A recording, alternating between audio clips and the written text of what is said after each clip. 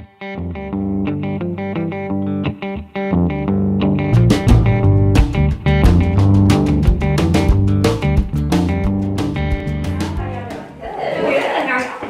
are the king and queen of Shroomdom Incorporated, which in essence means we feel we have been chosen to be the keeper and protector of our 160-acre mushroom farm down in South South Mississippi, I'm sorry. I'm nervous. I've lived in both. What we're going to do is talk to you about what we do. We're a field to forest farm. We actually pick from our field and from the forest, and we come up and we cook. We educate people. We are not academically educated mycologists. We are just very fortunate to study under mycologists. We have our own in-house mycologist, Dr. Juan Mata, from the University of Southern Alabama, that comes. David Lewis, he's the president of Gulf State Mycological Society, and he's a taxonomist, and he works with us. And this July, we had some visitors from Africa, Costa Rica, which Dr. Mata's from, France, and Switzerland. And the couple from France and Switzerland, they study the chanterelle mushrooms only. We thought we had 3 wild edibles. We found out we have 10 for sure. And that was kind of exciting. What we do is we do companion planting with our organic produce, which is on the left. That's our first pick of the summer crop. And since we've started doing that and growing our spent mushroom compost, and we also put in what you call hugelkultur, which means hill country in German, you go and you dig down into the ground. We go into our forest floor. We pick up rotting, decaying wood. We try to do it when it's already very, very wet. We put it in, we recover it and plant. What happens is the wood breaks down. It helps to release nitrogen, but it also helps to keep the soil very damp. These are some wild edible chicken of the woods. I see that none of the words are on here. I just noticed that. No? Okay, I had the scientific names up. Just so you know, I don't do scientific names. I like to keep it fun. So I'm just going to leave it at that. It could be printed on your paper, I believe. They are, but it's kind of one font. Okay, well, we just, but that's what that is. That's a choice, that is what we consider a choice edible. This mushroom, if you were to be blindfolded, actually when it cooks up, it has the consistency of chicken and it tastes like chicken. It grows on usually a dead spot of a living tree though. And then we also have wild medicinal. We have 4 known wild medicinal mushrooms. The turkey tail here, I have one on, is the leading mushroom being used for breast cancer research. Mr. Paul Stamets, who will close our program, his mother was diagnosed with breast cancer, metastasized in its 4th stage. He did not know because she told him too late. He went for an appointment with his mother, and the doctor said, there's nothing we can do for you because of your age. But there's a study going on, we think you should join it. She goes, oh, well, my son Paul is growing the fungi for the study. So the doctor was kind of like, oh my gosh, and you didn't know? He goes, well, she didn't tell me. So, but he put on a really high dose for, what was it, 3 years total? Yeah, I think that. And they did nothing else but that, and you can go on TED-Med and watch the program, and she is totally cured, and she's done nothing but that they. When you do medicinal mushrooms, you have to do them in a tea or a tincture. It's not something, we have to take them and pick them, then we have to dry them, then we have to grind them. And then the Ganoderma lucidum over here, this is the reishi. And they call it the varnish mushroom. This is a different actual strain, you can tell, you can see. But all these are from our woods. And that's known as the mushroom for vitality. They think it helps a lot with respiratory and things like that. So, and we're brand new to this, just so y'all know. We've only been doing this, is finishing our 3rd year. And we have been shroomed, and we hope at the end of the program you also will be, and you will not go out and kick mushrooms and think mushrooms don't mean that much, because they really, really do. They, like how we're connected to the internet, literally the fungi world underground is like it's a mycelial mat, and it's totally connected. They thought the roots of the trees were very important. They found out really the mycelium is probably more important because during a drought, it knows the proper nutrients and moisture to bring to trees. So when you see South Mississippi go through a drought, you can thank the mycelium underground for keeping things going. What is mycelium? Mycelium, I'm going to make a comparison, is like a root of a plant.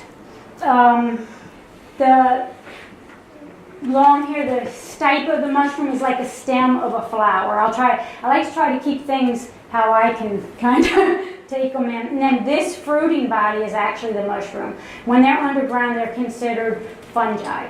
When we see them come up, they're actually close to starting to die because once they come up and they start their sporulating, that means they have reached their sexual maturity. They're going to sporulate and that's it. They're gone. So this was actually underground? No, this is actually, Tony's going to go over, he's going to finish. This is something, but this is cultivated. All this here on the table, this is granddaughter number 1 and the King's, she's the fairy. This is her project. This is my project in the morning on spent coffee grounds that have actually, and Tony will explain that. I'll leave that for you. This is my specialty. I go in the forest and then I like to come up and I like to cook. And we also hunt. So we have some wild venison. These are chanterelles. This is a choice edible. That's my favorite. They're beautiful, big, orange fluted. That's on a focaccia. And everything in the picture is grown on the farm except we don't do animals yet, but we're going to. We're asking Santa for animals with a fence. And we do everything to try to sustain the woods and not harm them. When we first began this, we thought we were going to bring children in. We're part of agritourism. And then we realized the more specialists we have one of the most one of the most biodiversified piece of privately owned land in South Mississippi. And if we start having too many people, we will damage the fungi, the bryophytes. Please come in. Okay. And things. This is actually growing in the woods. It's known as the American shiitake. That's what Dr. Mata has deemed it as. This over here is a shaggy mane that was actually taken from a horse pasture, about 60 miles above us at one of Dr. Mata's students' family's farm, and then Tony cultivated it and put it in the woods. If it continues to keep on coming back, that's kind of him and Paul Stamets have decided that's what would make it back to a wild mushroom. So we'll have to see if it continues to come back, if it actually sporulated, took, and it's able to sustain itself in the woods. Mushrooms are decomposers. If we didn't have them, when we would step out the door, we'd probably just sink our height and then some in debris, because that's what they do. They clean up everything for us. And when you see little fungi out in your yard, be careful. Some of them are edible. Some are very poisonous, so much so that if you don't learn proper mushroom identification, you can be on the transplant list for liver, kidney. We get asked about the psychedelic mushrooms all the time. We do believe ATF has already been out undercover. We tell people our home and our family would not be worth it, but it's also, they do use them in science and in the medical field for brain things, but to just go do it, I would tell people, I probably wouldn't, because, you could become institutionalized because maybe you don't come back off that. I don't know. I just wouldn't. So, and we don't talk about them. And then the whole reason why we grow and do what we do at Shroomdom is for our 4 children and 2 granddaughters, but also for them. You may not be able to see it up close, but this little tortoise is eating a mushroom. We caught him in the action. There's many things. A lot of mammals eat a lot of mushrooms, but just because they're a mammal and eat the mushroom does not mean, if you see a deer eat a mushroom, does not mean that you can. Because we're all kind of take things in different. Y'all are adults, so I'll tell you, even if you got a poison mushroom and put it in your mouth, as long as you did not ingest it and it goes down through your esophagus and your stomach, you're pretty much going to be okay. But I still wouldn't do it. I mean, just to be safe.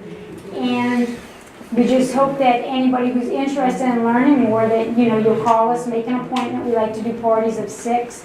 The smaller it is, we find people, it's much more unique and memorable. And we do enjoy what we do, and we would like to just see more visitors. We're part of National Geographic's geotourism. It took a year to get accepted, but they consider us a very unique place in Mississippi. So if y'all ever just looking for something new and different to do, please get a card. And I'm just going to let the king take it over. See if I can mic you up. I can't see to get it done. So you said you were wearing a mushroom? Yes, this is when I first showed it to Medicinal, and I took it to my jeweler, and he made me a little scarf slide. I'm going to start. I do a lot of artwork at home with driftwood and mushrooms and different things, and I'm going to start selling them for breast cancer research because I lost my mother to it a couple years ago. But it's just something we really probably shouldn't have to deal with. But, all right, thanks everyone for coming. I'm going to cover kind of quickly a little bit about taking mushrooms from the wild and being able to culture them. It's quite in depth, but we'll try to cover as much of it. And any questions you guys at the end can go ahead and ask. But this particular mushroom here is called the enoki, and it is a cold strain mushroom. It likes to fruit out in about 50-degree temperature. And so to retard the growth, we place it in the refrigerator to slow it down, but as you can see, it's really putting it almost in its target range for fruiting. And so in the petri dish, the mushroom has actually started to form. You can see several mushrooms on it. And what ends up happening is if you find a mushroom out in the woods that meets your criteria as far as that you say this mushroom has a beautiful color, a nice size, or is the one that you've been looking for, what you would do is you would take a tissue sample of that mushroom and you would place that on sterilized agar. This is all done in a sterile lab in front of a laminar flow hood, and let that mycelium grow out, and then from there you move it along the lines of propagation. There's another means to do that, and that's a spore print, and it's also used for identifying your mushrooms. It's going to be very important to, if you decide you're going to forage for wild mushrooms, that's one of the key identification factors right there is what color is the spore print. That's really going to help you dial it in. There's believed to be approximately 1.6 million species of mushrooms. Of that, we know approximately 10%. That number fluctuates continuously, mostly downward. There's many mushrooms that are found that they have no idea what they are. They give it a number and a letter designation. It goes into the archives, and until a student is willing to do a thesis on it, it just gets locked away. We're just in, some mushrooms may go dormant for 20 years, 30 years. And so it makes it difficult sometimes for people to actually find what they're actually looking for. This is an example of a petri dish. This is a Ganoderma lucidum, the reishi mushroom taken from our woods. I took a tissue sample from that and then let it grow out on the agar. From there, we'll go into the refrigerator for storage until I'm ready to expand it to the next phase. Over here, you see in the grain, that is the next phase. We'll take sterilized grain. It's usually millet. I like to use milo. It's cheaper. So as a grower, you're always looking for the easiest way to expand without getting this large overhead, because there's a lot of cost incurred by running, all the electricity and the humidity and everything that it takes to actually do this. So you're looking for the best way to expand and be effective. Milo, millet, seeds like that, the main reason why that's chosen is because it has a very hard outer casing, which makes it, once the mycelium grows on it, it doesn't allow it to stick together, so you're able to shake it up and move it around, and it gives many inoculation points when you put it in your fruiting substrate. This is an example that I brought. This is the pearl oyster, the Pleurotus austratus, from the woods. It's completely colonized. You can see the mycelium is completely taking it over. It's all grown out in white. When I'm ready to move that to the next stage, If you leave that for too long, it will be as hard as a rock. A strand of mycelium is actually stronger than a strand of steel. And so you have to be careful breaking that apart. You can use your hand to do it. You see it's quite difficult, but once it gets started, and then you would break that up, and then of course you would put that in your fruiting medium to expand it to the next level. Oh, you're right there. Okay.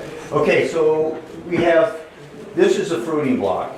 And what we do is we take, and this is just one way to fruit the mushroom out. There's several different ways, but this particular way, some mushrooms only want to fruit out on wood. That is their natural food source. So you have to stay within that guidelines, or obviously you won't have any success.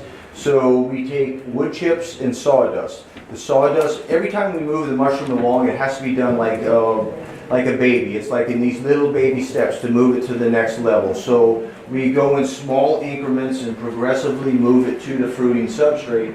In this case, the fruiting substrate has the sawdust, which makes it easier for the mycelium to go ahead and get a hold of that and get control of it.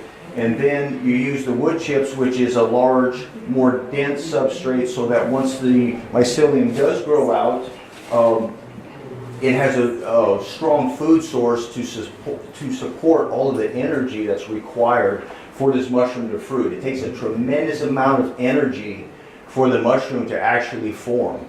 And it will come in cycles. If you have a flush of mushrooms and you cut that flush of mushrooms off, it's going to be, depending on the type of mushroom, strain of mushroom, it's going to be 10 days or 2 weeks before that next flush is going to come, because in that time period, that mycelium has to go ahead and start breaking that food source down again to generate all of this energy that's required for this next flushing.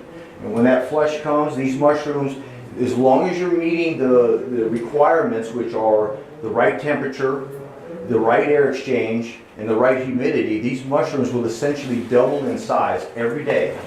So it's a very quick process. From the forest to the lab, all mushrooms that you see, even in the store, at some point in time, they were a wild mushroom.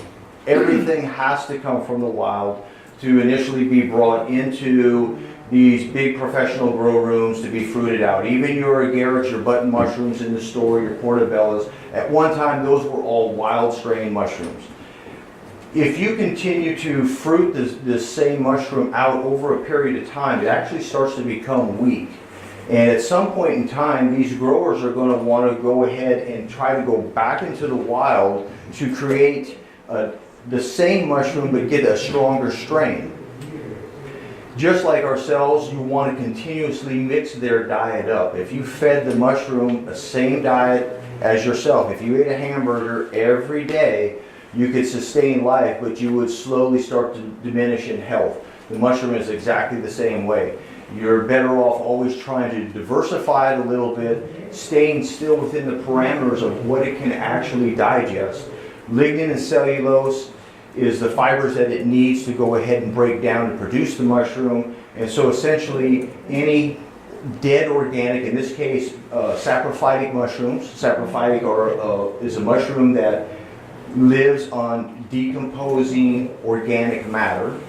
So lignin and cellulose being what it needs to sustain its life, and pretty much everything that we have that is organic matter consists of those fibers. And so in that, having said that, it is sustainable of growing mushrooms. So we have Pleurotus austratus, which is your common oyster mushroom.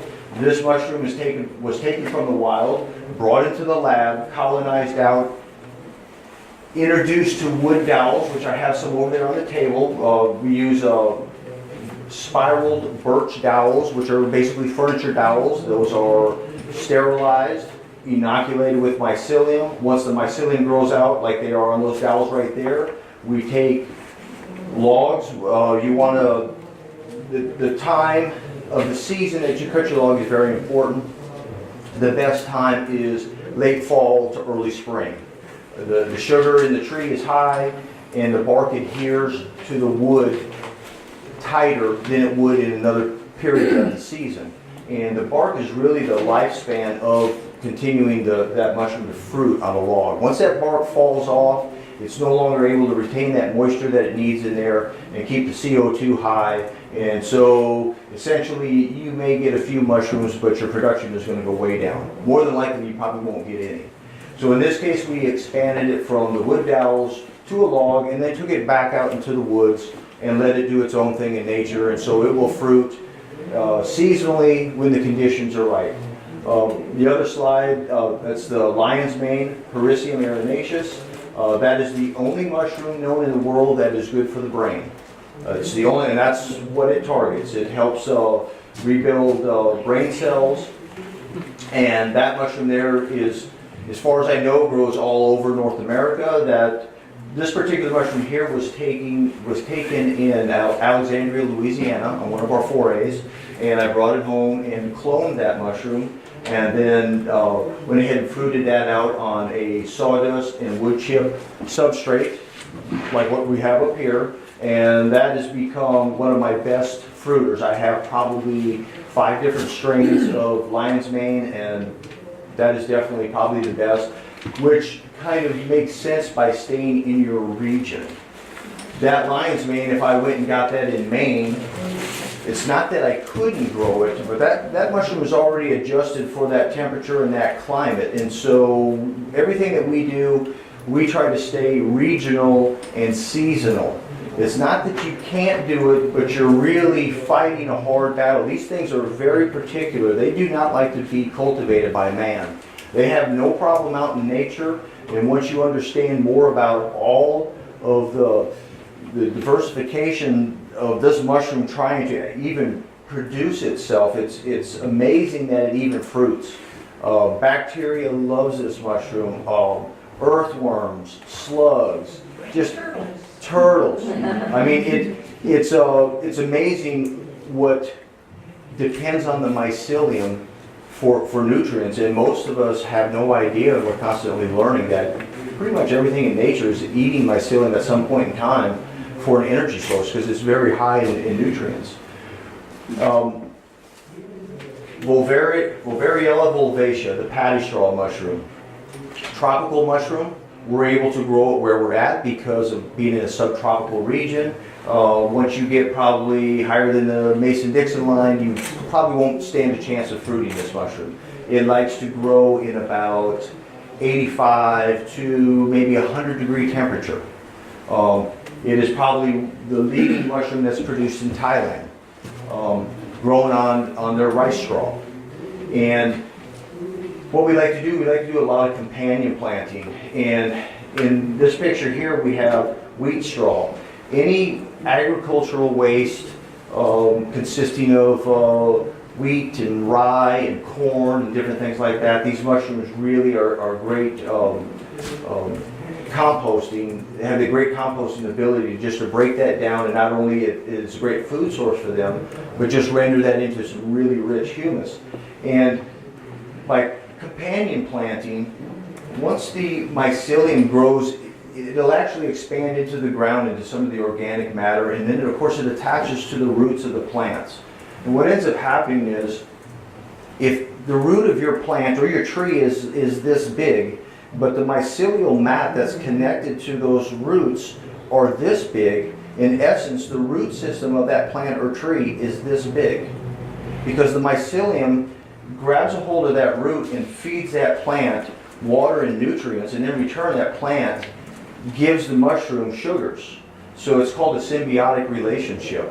And the mycorrhizal fungi is the greatest example of that.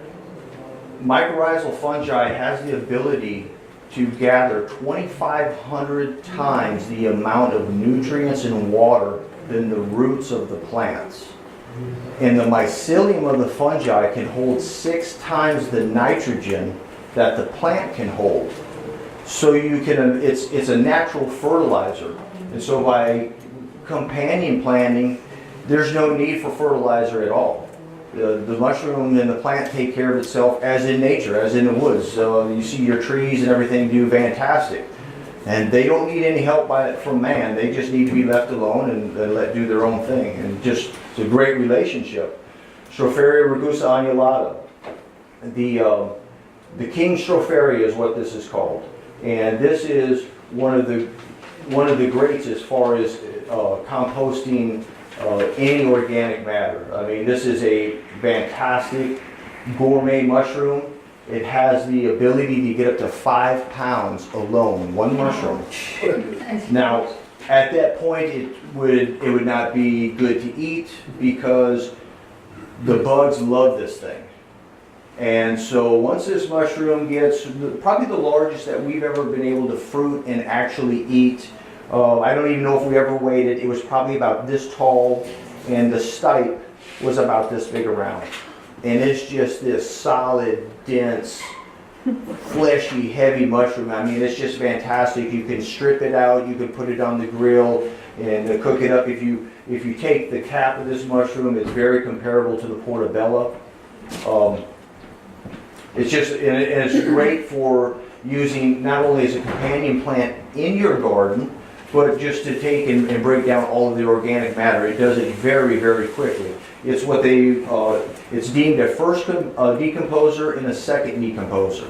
A first decomposer will break down wood chips and straw and things like that in that raw form. A second decomposer is like your buttons and your portobellos. They have to, it has to be of a compost material that's already been broken down before that mushroom can fruit out. So this guy here, he falls in both classes. He doesn't care what you give him. He's going to take it and he's going to just turn it into some really rich humus. And what's the street name?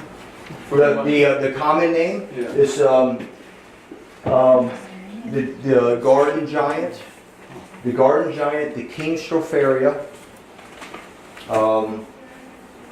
There's a few other ones. The stone mushroom is called the stone mushroom in Germany. It looks like this little burgundy rock coming out of the ground when it first forms. It's really pretty. And sometimes you have to touch it to make sure it's real because you keep looking at it and you're like, oh my gosh, is that a rock or what is it? You touch it and then you realize it's a mushroom. And then it starts to turn a little bit of a darker brown as it gets older. And on the other slide, a great way, not all mushrooms are able to be propagated this way, but some of them that work fantastic are the oyster mushroom. And this particular mushroom here, Hypsagus alarius, is also deemed the garden oyster. This mushroom, along with all of the oysters, is very easy to propagate on cardboard.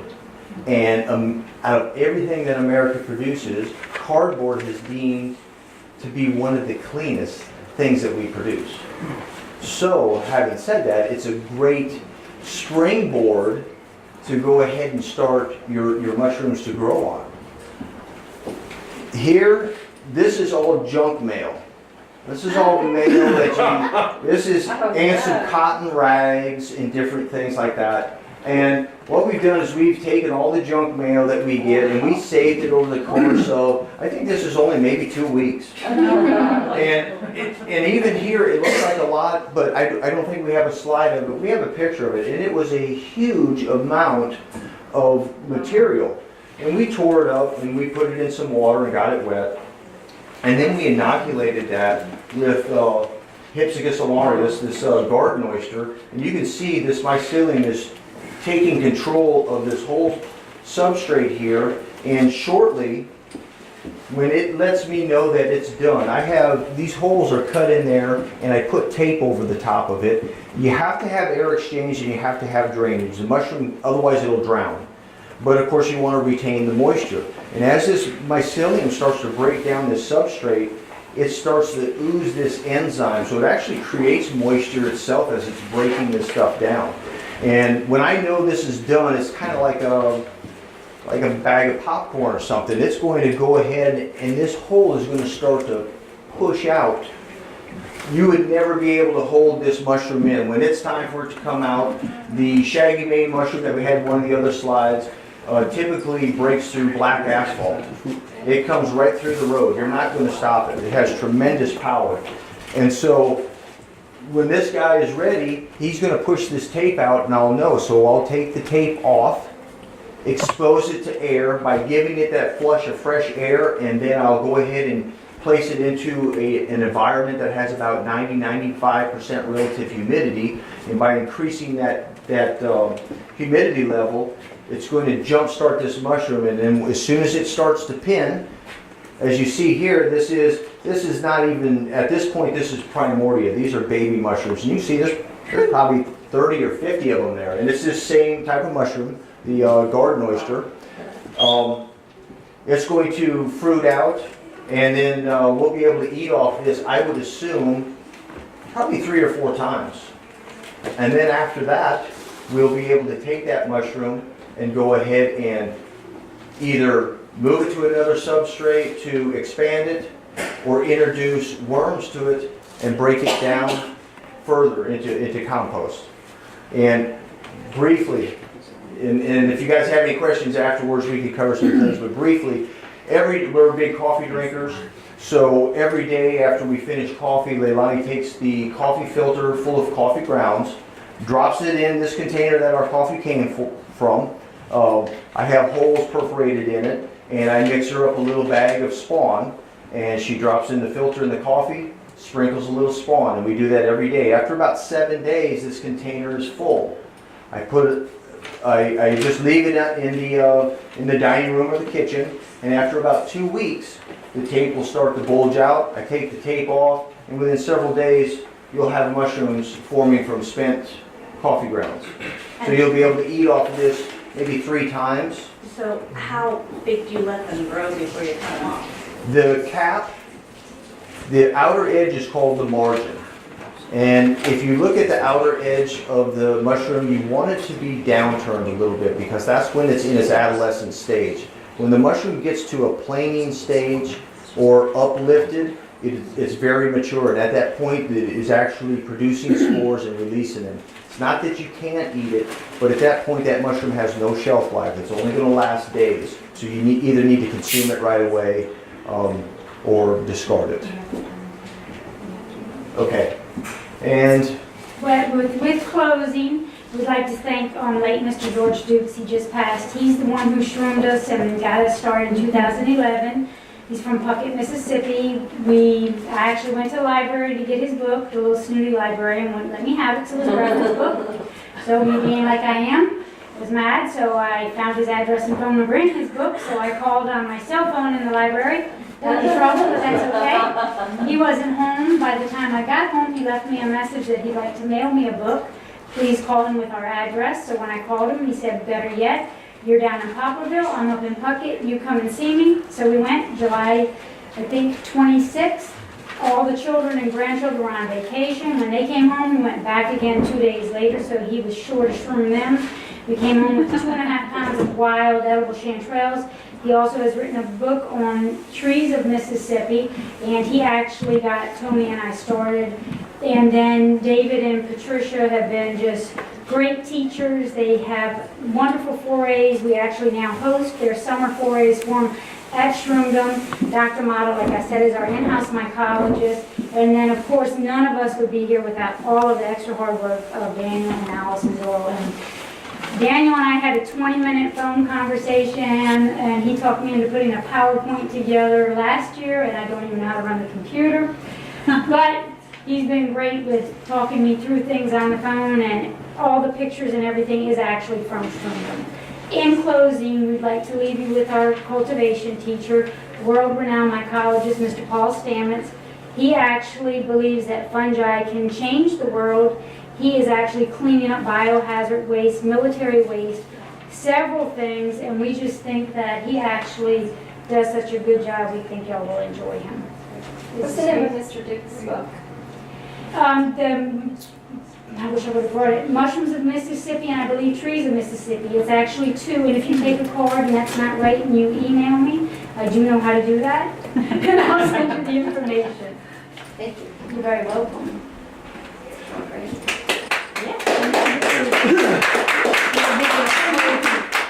Is It's it, actually wrong. is it So we have 5 loading? more minutes. Is that right? Is that loading? It's right here. We want to make it big screen. it's about a 3-minute video. He had it right here. He said already loaded. There you go. And if you would make a big screen. Can I turn the light off or will it mess things up? Turn mine off.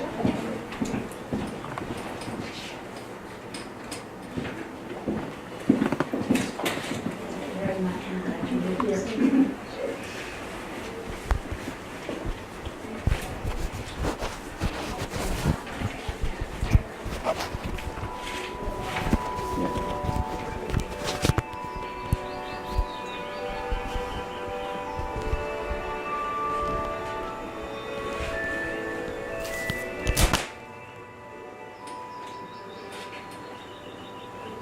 Mushroom mycelium represents rebirth, rejuvenation, regeneration. Fungi generate soil that gives life.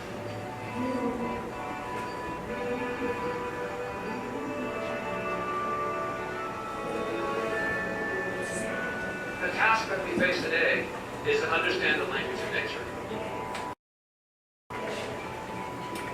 My mission is to discover the language of nature of the fungal networks that communicate with the ecosystem. And I, in particular, believe nature is intelligent. The fact that we lack the language skills to communicate with nature does not impugn the concept that nature is intelligent. It speaks to our inadequacy of our skill set for communication. We have now learned that there are these languages that are occurring and communication between each organism. If we don't get our act together and come to commonality and understanding of the organisms that sustain us today, not only will we destroy those organisms, but we will destroy ourselves. We need to have a paradigm shift in our consciousness. What will it take to achieve that? If I die trying, and but I'm inadequate to the task to make a course change in the evolution of life on this planet, okay, I tried. The fact is I tried. How many people are not trying? If you knew that every breath you took could save hundreds of lives in the future, had you walked down this path of knowledge, would you run down that path of knowledge as fast as you could? I believe nature is a force of good. Good is not only a concept, it is a spirit. And so hopefully the spirit of goodness will survive.